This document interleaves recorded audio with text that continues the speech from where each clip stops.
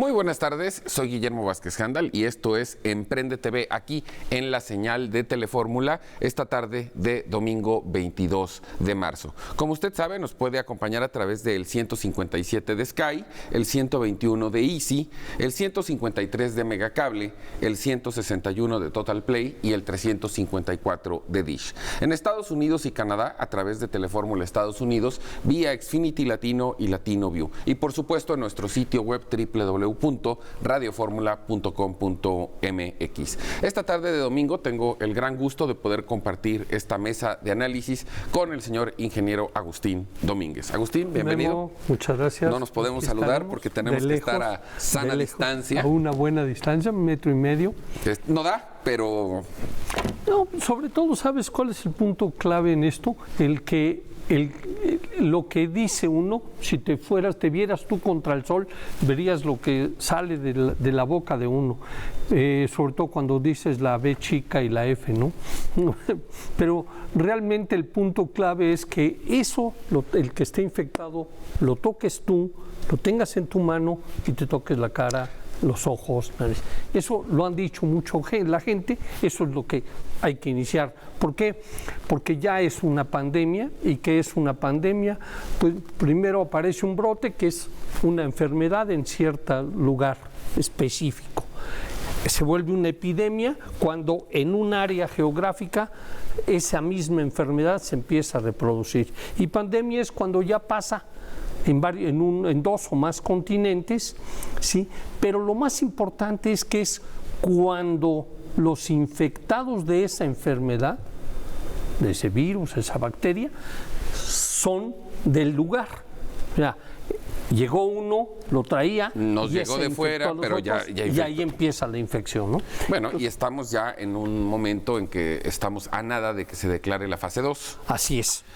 Precisamente de lo que vamos a platicar con Agustín hoy es preguntarle si nuestra infraestructura, y no solo me refiero a la hospitalaria, en general, claro. tiene la capacidad, está lista para poder enfrentar un riesgo tan grave como este. Yo he escuchado, y ahora tú me corregirás, que si llegáramos a un punto o a un número de contagios, no sé, por decir un ejemplo, 10,000, ya no tendríamos la capacidad hospitalaria para poder atender en terapia intensiva a los que tuvieran el mal. Pero ¿quién mejor que tú para que nos cuente y nos explique? Bueno, yo quisiera hacer un pequeño arranque, es decir, ¿qué infraestructura es la que impacta en una epidemia como esta, en una pandemia ya? Bueno, definitivamente en la parte hospitalaria, ¿no? Impacta en las comunicaciones, impacta en la infraestructura del trabajo, porque inicias un proceso de un gran porcentaje de gente que va a dejar de ir a trabajar. Ya ahorita en este momento está sucediendo, las ausencias son importantes. O el trabajo en casa. Así es. Pero mucho va a pasar que los primeros que deben protegerse y deben cuidarse son los adultos mayores. Yo ya me voy a tapar. Mira, no sé si la semana siguiente podamos venir al estudio. Claro. Si declaran la fase 2, vamos a tener que ver de qué manera transmitimos el programa, usando la tecnología, pero lo que vamos a ver la próxima semana ya va a ser radical. Sí, ya estamos en el punto de crecimiento impactante, ¿no? Lo más importante es que si en estos momentos nosotros todos, cada uno, vamos a olvidarnos de lo que te pide el gobierno, sino lo que debemos hacer es, primero, lo que nos han recomendado, la lavada de manos, pero sí, vamos a llegar a un punto en donde no debemos ir a los hospitales.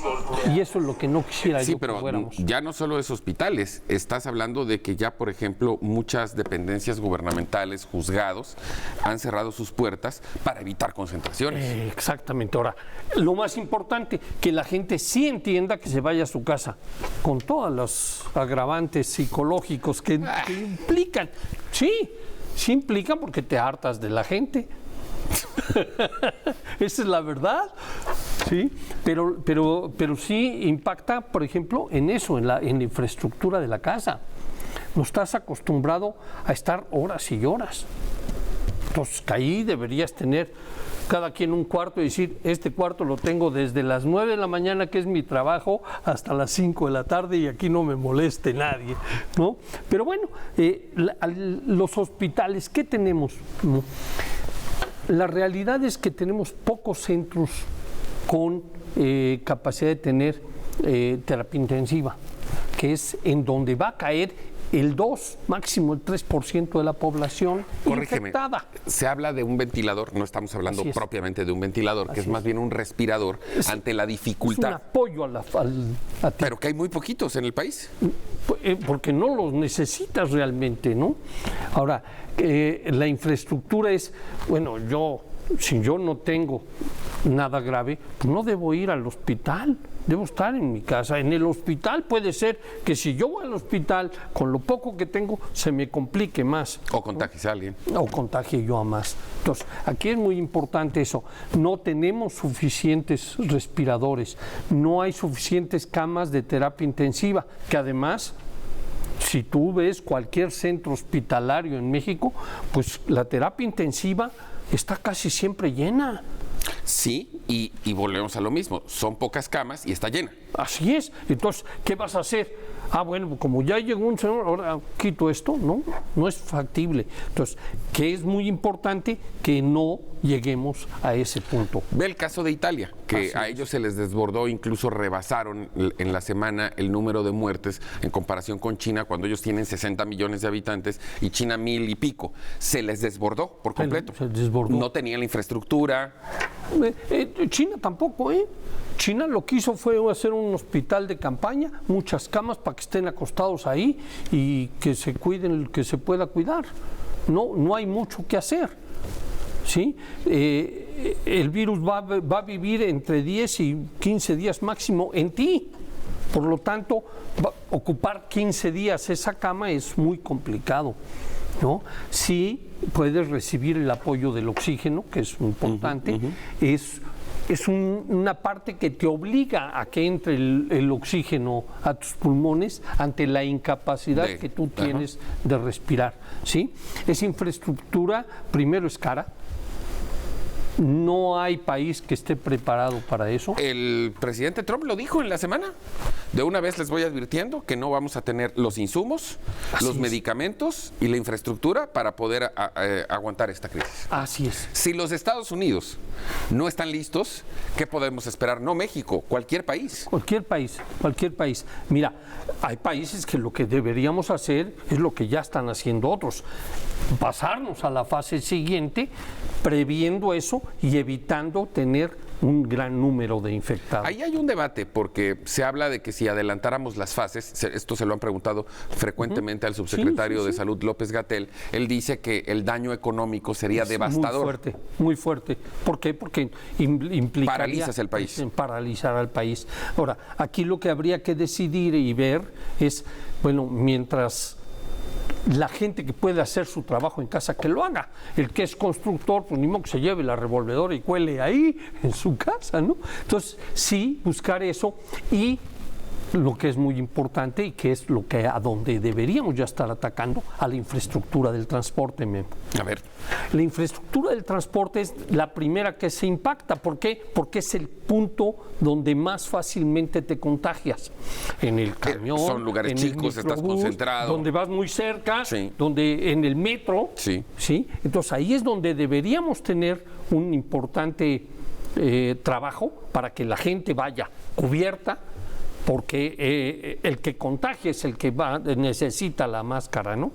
Que estés constantemente limpiando todos los puntos en donde hay contacto humano para que no se conserve. Es un virus que se conserva poco, que se cae fácilmente por lo pesado. Entonces hay que limpiar y hay que hacerlo, pero la infraestructura del transporte es en la que deberíamos trabajar, y ahí es donde ya deberíamos tener un plan de decir, a ver, señores, ¿quiénes son los que deberían de irse a trabajar porque no tienen más opción que esto, ¿no? El tipo de trabajo. Si mi trabajo es ver o hacer un proyecto de de infraestructura, cualquiera que sea, pero puede ser en mi casa. Ahí el punto será llevarme mi equipo de cómputo, ¿no? Es que, a ver, vamos a ponerlo así. Estamos hablando de que no son condiciones ideales, pero también porque la circunstancia es extraordinaria. Claro. Y por lo menos en los próximos 15, 20 días tenemos que tomar medidas personales, individuales, más allá de las que tome el propio gobierno, para pues cuidarnos y cuidar a los demás. Entonces, todos los que puedan trabajar en casa, háganlo. Esa es la idea. Y sobre todo, el que trae su coche y llega a su oficina en coche, bueno, pues ese no tiene tanto. Si tienes en tu oficina, ahí viene la infraestructura del trabajo, que tengas una gran protección. Bueno, voy a ir rapidísimo a un corte, no tardamos nada, vuelvo para seguir platicando con Agustín Domínguez de este tema, insisto, muy interesante, muy profundo, que tiene que ver con la capacidad instalada de nuestra infraestructura en general para poder hacer frente al coronavirus. No tardamos, seguimos aquí en Emprende TV.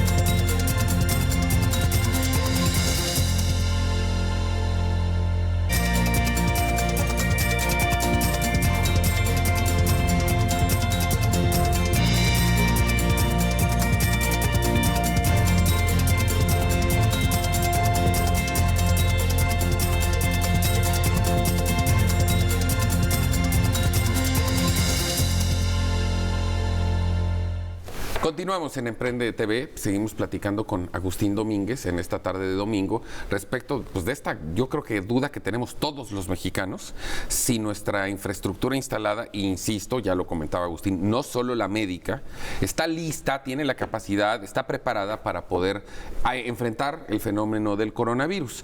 Y ya dabas ahí algunas ideas, pincelabas ahí algunos análisis, pero entremos de lleno en la materia. ¿Estamos o no estamos listos y preparados? En definitiva, Memo, no estamos preparados, como ningún país está preparado para esto. ¿Qué tenemos que hacer? Bueno, mira, uno de los puntos importantes es tener camas. Aunque no tengas el respirador. Hay diferentes niveles de gravedad. De gravedad, pero esa persona que en un momento determinado, a muy temprana opción, la recibes y la tienes en una cama aislada. Eso es lo importante. Es lo importante, aislado, no va a contagiar a su familia. Que eso es lo más importante. Aquí tocas un punto muy importante, porque cuando estamos hablando de aislar, quiere decir que si esa persona a lo mejor no requiere estar en un hospital, pero si se queda en su casa va a contagiar. Exacto. Si la tenemos en un área restringida, por llamarlo de alguna manera, estamos evitando el contagio. Así es. ¿Qué pasa? ¿Qué es lo que se hace? ¿Qué es lo que hizo China, por ejemplo? Hizo un gran hospital de campaña, o 2 o 3, que son un piso y camas y camas y camas, y meter la capacidad, y eso ahí es donde la infraestructura que tenemos, creo que ahí tendría que empezar a trabajar fuerte la parte de gases, el oxígeno, porque no tenemos suficiente para darle a todo lo que se necesitaría. ¿Qué podrías hacer? Bueno, si tú metes todo esto en un hospital, bueno, ¿qué vas a hacer con los enfermos? Y con los que van a seguir llegando, y enfermos que necesitan atención hospitalaria, porque pues yo voy a la raza cuando tengo que ir o al siglo XXI o o al 20 de noviembre o al ABC. Independientemente del coronavirus, la gente se va a seguir enfermando de otras cosas. Exactamente. Como normalmente se enferma la gente. Ahí es donde impactas vas a saturar. Y saturas nuestra infraestructura. ¿Y cuál sería la opción? Bueno, mira, yo lo venía analizando, lo he estado platicando con algunas gentes. Señores, el gobierno puede rentar todos los hoteles que tienes que van a estar un poco fuera de uso. Bastante fuera de uso. Y colocar esos cuartos aislados, y entonces ya entra ahí, y entonces la enfermera o la persona que va a atender, atiende en la puerta, el señor sale, lo recibe, pero lo guarda. Por las características de los hoteles, el tema del aislamiento es como si estuvieran en un hospital. Claro. Por la forma en que están construidos los hoteles. Es un cuarto que tiene un baño, que tiene la posibilidad de tener el servicio y además tiene hasta televisión para que nos pueda ver los domingos. Sí, claro. Y obviamente la comunicación es a través de un pasillo, tienes las puertas cerradas, la gente podría estar pasando protegida, su proceso protegida y aislada. atenderle alimentación, etcétera, etcétera. Y eso es lo que se puede hacer fácilmente y es nada más, señores, los necesito. Les voy a pagar una renta. Es una infraestructura que ya está instalada. Ya. No te va a costar más construirla, no te va a dar tiempo. Y reúne todas las características de las que estamos hablando. Y entonces, ¿qué es lo que necesitas? Pues un gran tanque para el oxígeno y repartir en tanquecitos de oxígeno constantemente, que no lo necesitan todo el tiempo, pero sí excepto cuando necesites el respirador, ¿sí? Por eso, pero a los graves los puedes dejar en los hospitales y a la gente que nada más requiere el aislamiento, así es, en los hoteles. Y entonces, pues mire, magnífica idea, ¿eh? No, tienes que empezar a innovar, tienes que empezar a resolver problemas y tienes que hacerlo antes, ¿sí? ¿Qué podemos esperar en México? Yo quisiera esperar lo que están haciendo otros países, no llegar a esos tops máximos, como decía la canciller Merkel, que el 70% de los alemanes se va a contagiar. Ojalá que no, ojalá que llegáramos al 40 o al 30. ¿Por qué? Porque tomamos a tiempo las previsiones. Yo ahí tengo que hacer una parte y reconocer y valorar el esfuerzo individual que están haciendo los ciudadanos. Todos. Esta semana, y lo comentábamos antes de entrar al aire, de manera genuina y voluntaria la gente empezó a tomar las propias medidas de no salir a la calle si no es necesario. De hecho, pues lo platicábamos, hoy se puede hacer un trayecto que normalmente se hace en 1 hora en 15, porque somos muy pocos los que realmente estamos en la calle, y además hay que decirlo. O sea, en este caso, por venir al programa, terminando de aquí, otra vez de regreso. Sí, es un autoenclaustramiento que estamos buscando, de tal manera que no vas a restaurantes, porque para no... Que además te voy a decir una cosa, la semana que entra lo más seguro es que un porcentaje altísimo cierren. Algunos darán servicio de comida a domicilio. Eso es muy importante. Porque digamos que hay que mantener la planta laboral. Eso es muy importante. Y aparte de mantener la planta laboral, el que tú tengas la oportunidad de tener el abasto. Sí, señor. El abasto, para que no exista lo que es más peligroso aquí. No le entremos al pánico. Ay, tengo que comprar y tengo que comprar para comer porque no va a haber. No, espérate, sí hay.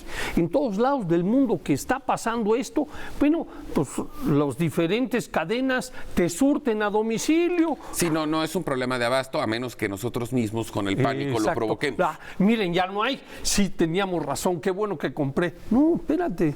Sí, pero sí es muy importante que también se tomen las medidas necesarias. Yo quisiera reiterar a que uno de los principales es el transporte público. Me queda clarísimo. Yo creo que era el principal. Y no se ha hablado de eso, Memo. Y para mí es un error, porque es una infraestructura que nos ha costado muy cara y que finalmente pues la gente no puede decir, me voy en taxi, para tener un poco menos de riesgo, ¿no? Es lo mismo. No, bueno, también es un lugar cerrado, sí, pero 2 o 3 personas. Si traes tu protecciones, etcétera, pues es menor el riesgo, ¿sí? Vamos a buscar que sea el menor riesgo posible para eso, para abatir el número de infectados. Ahora, ¿qué tenemos que hacer? Los hospitales tienen que actuar porque los cuartos de hospitalarios sí tienen ya la infraestructura del oxígeno, etcétera. Entonces hay que iniciar también un proceso para separar y decir, bueno, si yo tengo un hospital privado en un lugar, bueno, a nada más voy a atender coronavirus para que no haya otra gente, porque ¿para qué quieres contagiar a otros? Esto implicaría una labor de coordinación muy interesante. Entiendo que ya se reunió el Consejo Nacional de Seguridad. Es muy importante. Y que iban a empezar a dictar medidas, pero aquí la palabra fundamental es coordinación. Sí, claro. Retomando tu idea, que es muy buena, si tú destinas áreas específicas o hospitales completos a atender el coronavirus, vas a poder aislar la enfermedad y atenderla mejor. Exactamente. Vas a tener un problema de espacios, sí, pero ahí están las alternativas como la que que planteabas de poder utilizar hoteles que son muy parecidos a un hospital. Casi. ¿Qué es lo que necesitas? Colocarles el oxígeno y darles la parte de limpieza que necesitas, ¿no? Ahí tendría la gente que empezar a decir, bueno, yo hago mi propia limpieza, yo hago lo que tengo que hacer para no evitar el contacto, pero la infraestructura se daría fácilmente. Y entonces sí, en tus hospitales atender a los casos graves. Lo grave. A los casos graves que ya puedes tener una mayor opción. Sí, porque en el hospital tienes el equipamiento y a lo mejor a los que mandes a los hoteles como alternativa no requieres tener ese tipo de equipos porque a lo mejor ya están nada más en aislamiento. Y con un X número de médicos y que enfermeras los atiendes. Creo que vayan a alcanzar. No, claro, por supuesto que no, en ningún caso y ningún país está. En esos momentos de crisis como esta, es de valorar la carrera de los médicos. Sí, claro. ¿Por qué? Porque van a trabajar 18 horas seguidas, no van a dejar de estar presentes. Sin lugar a dudas, y evidentemente, insisto, porque hay que considerarlo, y más allá de hacer una crítica, esto es algo que nos rebasa a todos en cualquier parte del mundo. Así es. Pero aquí lo que estábamos platicando y parte de este análisis es cómo aprovechar lo que tenemos. Eso es. Lo de los hoteles creo que es una extraordinaria idea, porque pues no va a haber la capacidad, no va a dar el espacio, y sí pues se pueden dividir a los graves. Pero además, una cosa, Memo, tú no puedes mezclar a la que va a dar a luz con una zona aislada, ¿sí? Porque entonces ahí corre el riesgo las dos personas. Y eso es lo que habría que cuidar mucho. Y eso es lo que tiene en estos momentos, es decir, señores, no vayan por favor al hospital de ginecología. ¿No? Busquen a su médico en otro lado.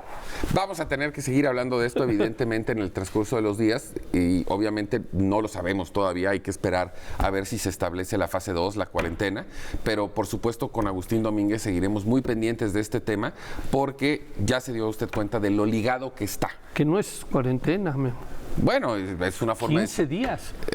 Quincena. Ya veremos. Es lo que dura. Vienen días difíciles que van a requerir de mucha inteligencia, de muchas ideas, de mucha capacidad. Muchísimas gracias, Agustín. Cuídate, vete a tu casa, no te vayas de vago. De aquí para allá. De aquí para tu casa. Y espero que nos podamos ver el próximo domingo. Así estaremos aquí el domingo. Si nos dejan pasar. El domingo, para que la gente nos acompañe y podamos ayudar en lo que... un pequeño granito. Además no van a salir, van a tener mucho tiempo de ver televisión. Voy a un corte, no tardo nada, volvemos aquí a Emprende TV.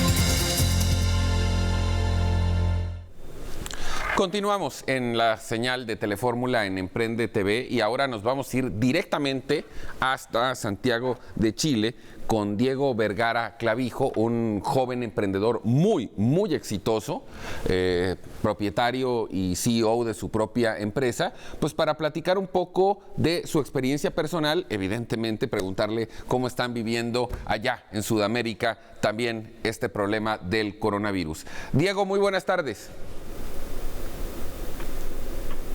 Hola, ¿cómo están todos por allá? ¿Me escuchan bien, no? Pues digamos que aquí todos muy preocupados, casi sin salir a la calle. Lo primero que quería preguntarte era, en ese sentido, ¿cómo lo están viviendo allá en Chile? La verdad es que igual justo ahora estábamos en una reunión grupal de empresa con nuestro equipo y estábamos definiendo la forma de cómo podemos trabajar remotamente, porque acá en Chile por lo menos ya los malls cerraron. Y bueno, yo tengo una empresa que vende gestión de flotas, gestión de flotillas vía GPS. Ya como los malls cerraron, los clientes están súper complicados. Entonces ya estamos viendo las primeras olas de esta pandemia. Bueno, pues espero que les vaya muy bien. Aquí, evidentemente, toda la solidaridad desde México. Creo que en el caso de ustedes, además, no hay reportes de muchos casos. Pues nuestra solidaridad y nuestro afecto. Y para entrar en materia, Diego, lo decía yo al principio, eres muy joven, pero has logrado un enorme éxito empresarial. Has logrado llegar a la cúspide del emprendimiento. Y de eso quisiéramos platicar contigo, que nos contaras un poco el contexto. Bueno, mi historia es bien larga, tiene más de 10 años. Yo partí con $100 prestados cuando tenía 23. Ahí con mi socio fundamos Safecar, que es una empresa que controla flotillas y GPS. Arrancamos, al año 2 quebramos, perdimos todos. Como somos emprendedores, somos porfiados, fuimos adelante igual. Y me acuerdo que al año 3 ya estábamos a puertas de la quiebra técnica. Instruimos a un amigo y socio defensa que es de España, que le mando un saludo a Ulpiano García, que es de España, ahora encuartelado en su casa. Bueno, y de ahí empezamos a tener más clientes, más flotillas, y hoy día estamos en Perú, estamos llegando a México. Estuve ahí a armando México, y también en Estados Unidos, en Delaware. Y en resumen, hoy día tenemos instalado el GPS entre 2 países y medio, más de 300 empresas, y en total trabajamos como 50 personas, 52.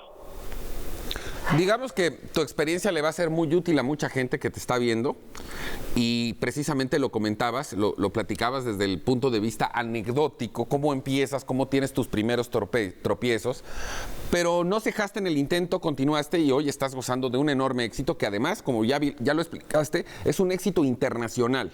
¿Cuáles serían tus consejos para el que quiere emprender?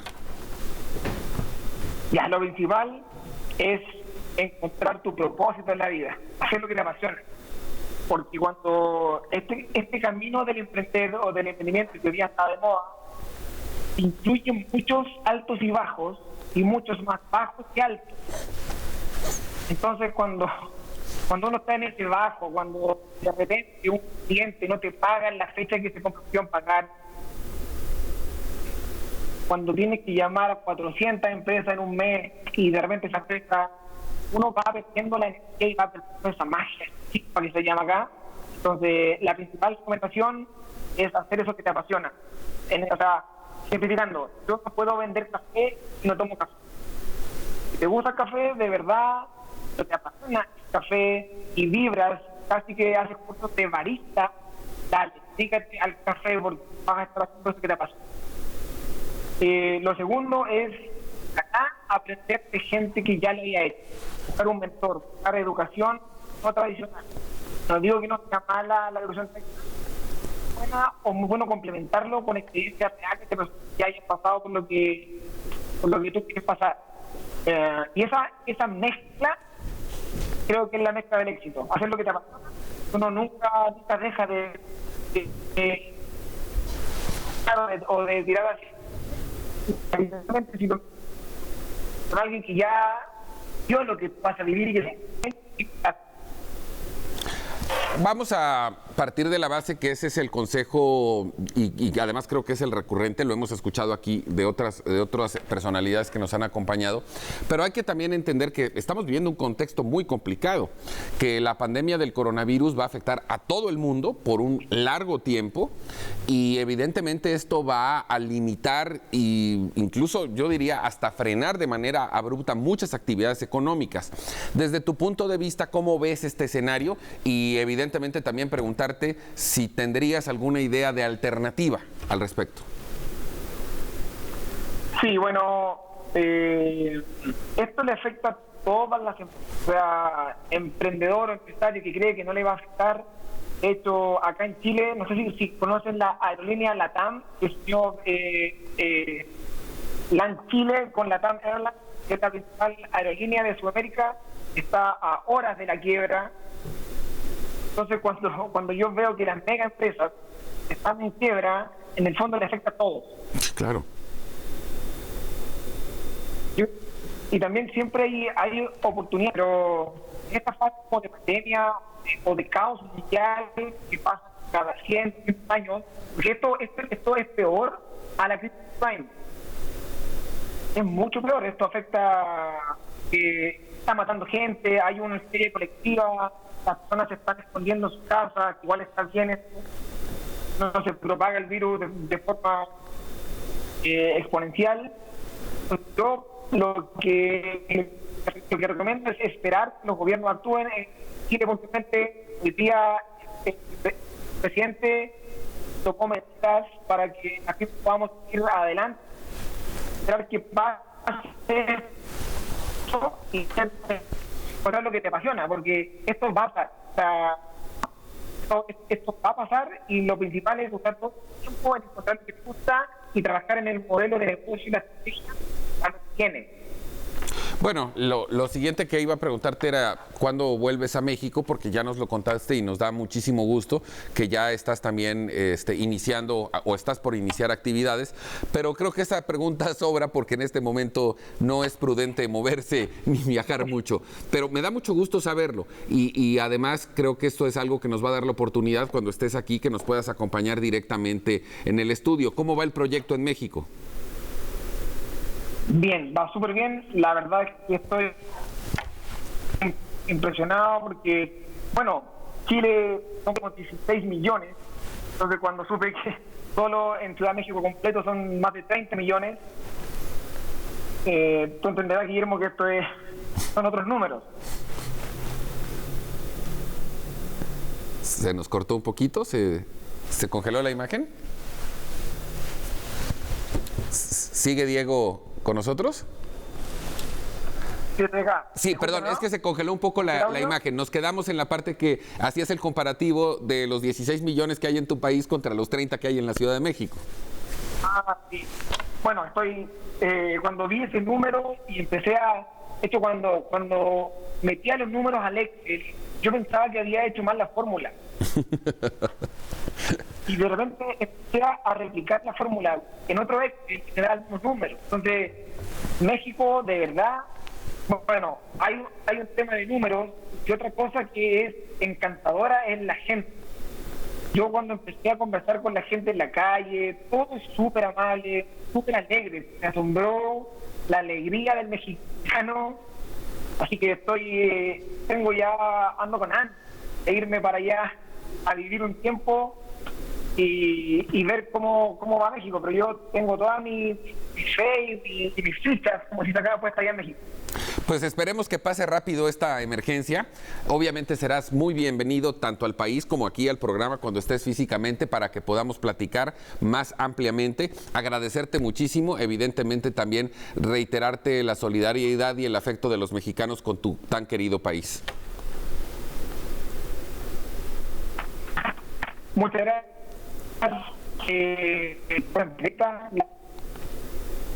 Encantadísimo de la mexicana, contigo ya para contarte más en detalle de lo que vamos a hacer allá. Te lo agradezco mucho, Diego Vergara, hasta Santiago de Chile ahora sí que un abrazo virtual desde México. Estamos pendientes de tu llegada y nos vemos por acá. Sí. Gracias. Gracias. Chao. Él fue Diego Vergara, le decía, un joven empresario chileno muy exitoso. Lamentablemente tuvimos ahí algunos desfases por la comunicación, pero la buena noticia es que va a venir a invertir en México y eso va a generar empleos y espero que cuando eso suceda lo podamos tener aquí para que se lo platique de manera directa. Yo voy a un corte, no tardo nada, volvemos de inmediato a Emprende TV, aquí en la señal de Telefórmula.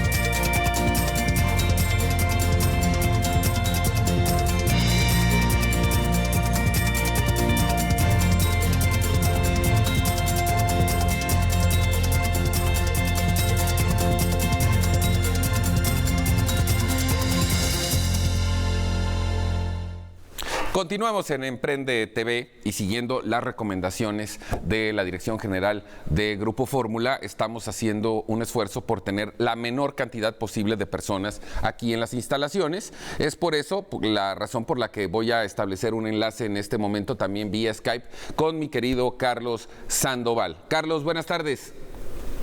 ¿Qué tal, mi estimado Memo? Qué gusto saludarte y bueno, qué gran oportunidad poder utilizar la tecnología.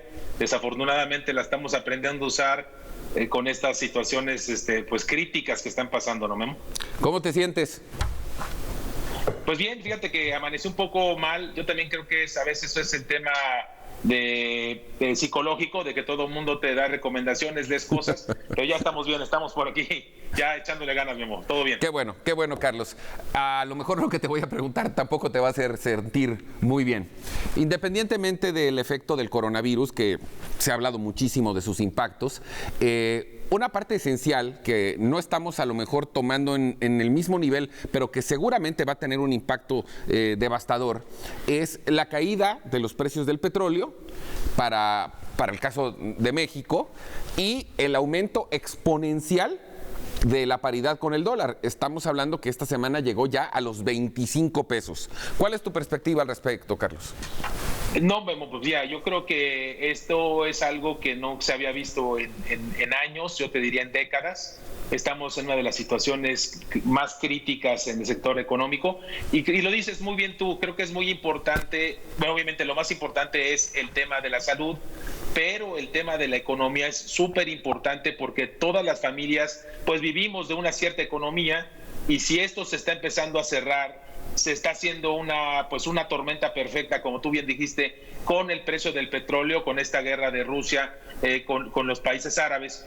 Y bueno, y obviamente lo lógico que era la subida del precio del dólar, pues la verdad es que ya estamos llegando a niveles que no habíamos visto, no habíamos pensado que pudieran llegar. Y sobre todo, yo creo que no había pensado el gobierno de la República que esto pudiera pasar, este escenario, y lo que me preocupa es qué van a poder hacer o hasta dónde tienen margen de maniobra, ¿no? Bueno, mira, para sí. darte... Sí, perdón, Memo, perdón. No, adelante. Sí, pero para darte un dato que es muy relevante, el tipo, en esta semana, hoy sábado, estamos viendo que el tipo de cambio ya llegó a los 25 pesos, está rondando ya ese nivel, y estamos hablando que estaba en su mejor momento en el mes de febrero, a principios de febrero, en 18.55. Entonces, puedes creer lo que esto va a afectar, pues obviamente ya lo estamos empezando a ver. El tema de las bolsas de valores, que también ha sufrido una devastación espectacular, tanto las de todo el mundo, no solo las de México, y ahí quisiera pues señalarte algunos datos más adelante, pues de lo que está afectando al sector de turismo, los sectores más afectados que es turismo y petróleo, ¿no? Para darte datos de tipo de cambio, sí. Como te mencionaba, a 25 ya el dólar, a 26.50 el euro cuando estaba en 20.07 en febrero, la libra 28.50, que son niveles históricos cuando la teníamos a 24 en febrero. Y bueno, y un tema que te lo pongo adicional, que es el tema del yuan chino.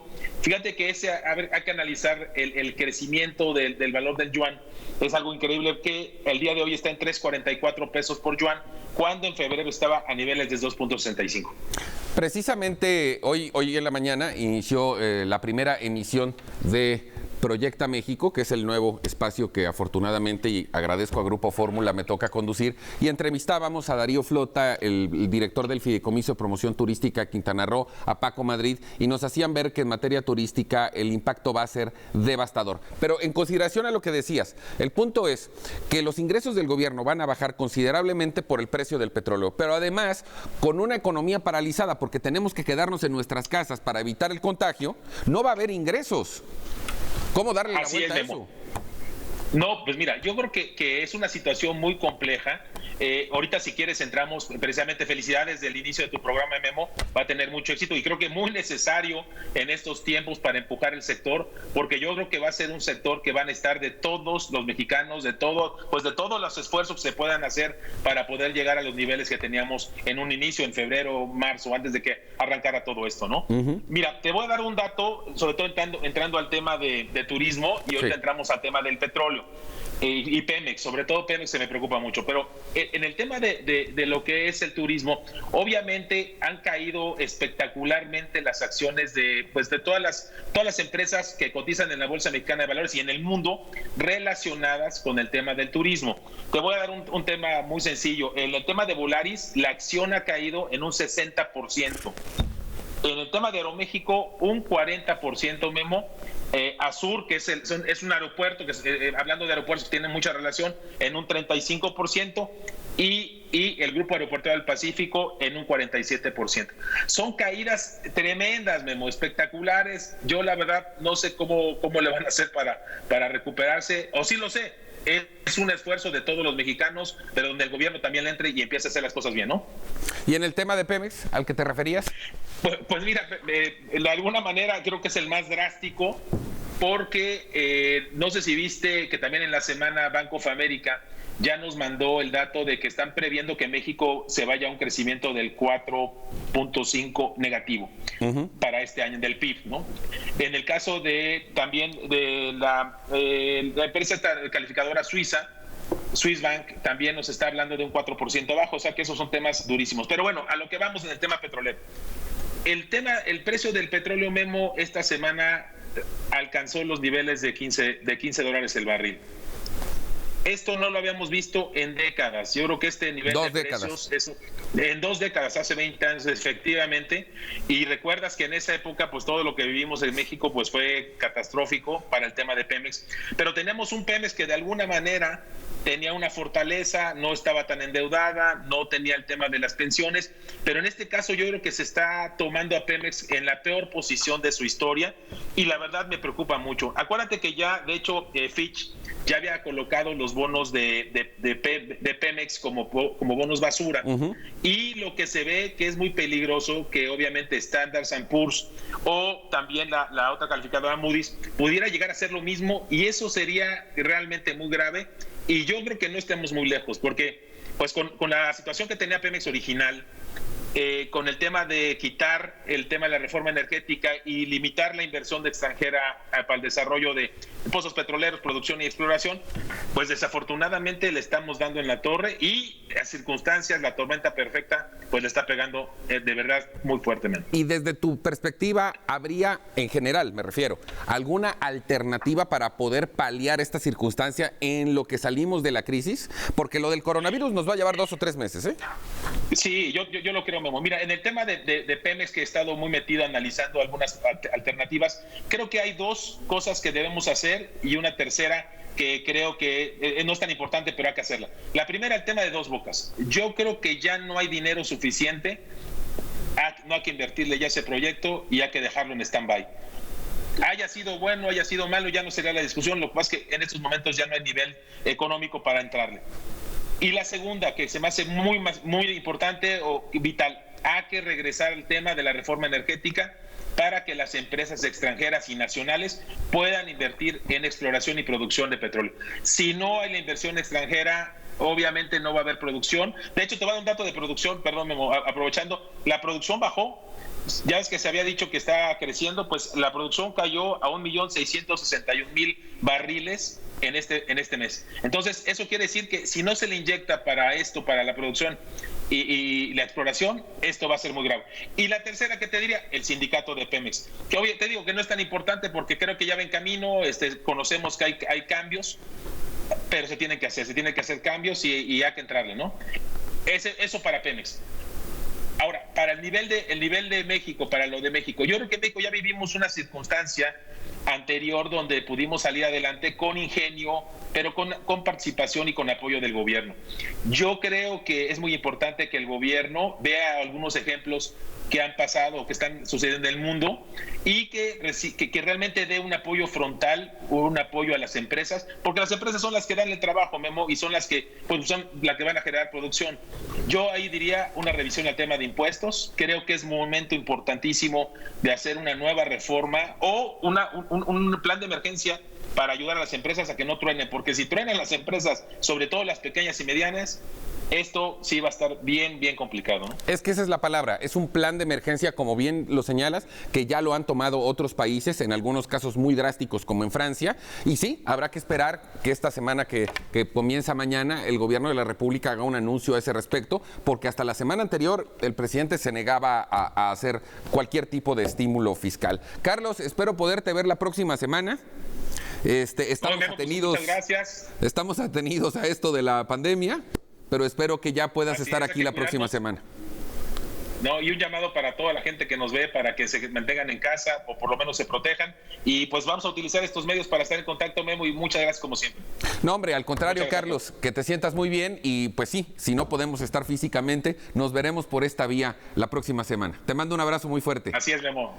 Nuestro Muchas gracias, analista saludos. empresarial y político, Carlos Sandoval, obviamente desde su casa, siguiendo esta prudencia de salir lo menos posible. No me resta más que agradecerle por habernos acompañado esta tarde de domingo, obviamente con la recomendación, si no tiene necesidad, no salga de su casa, a menos de que sea algo realmente muy importante. El principal cuidado depende de nosotros mismos. Yo le deseo que pase lo mejor de lo que resta de este fin de semana y pensar que la semana que viene va a ser de muchos retos, va a ser complicada y nosotros aquí seguiremos de manera puntual y pendientes para compartir con usted el análisis y la información. Muchísimas gracias. Esto es Emprende TV, aquí en Grupo Fórmula.